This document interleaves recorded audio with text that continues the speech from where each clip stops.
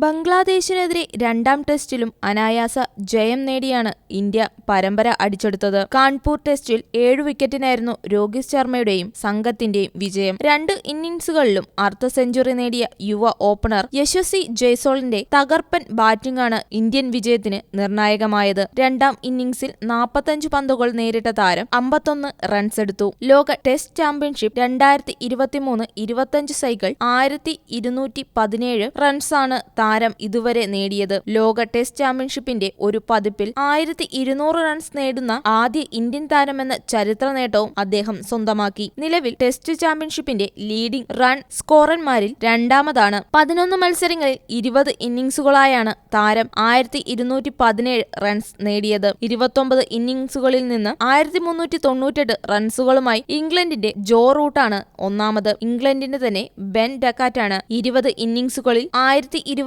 റൺസുമായി മൂന്നാമത്. ഈ 3 താരങ്ങൾ മാത്രമാണ് ഇതുവരെ 1000 റൺസ് കടമ്പ കടന്നത്. ആദ്യ ടെസ്റ്റിലെ അർദ്ധ സെഞ്ചുറി പ്രകടനത്തിനു പിന്നാലെ വെറ്ററൻ താരം അജിങ്കയെ മറികടന്ന് ലോക ടെസ്റ്റ് ചാമ്പ്യൻഷിപ്പിന്റെ ഒരു പതിപ്പിൽ ഏറ്റവും കൂടുതൽ റൺസ് നേടുന്ന ഇന്ത്യൻ താരമെന്ന നേട്ടം യശസ്വി സ്വന്തമാക്കിയിരുന്നു.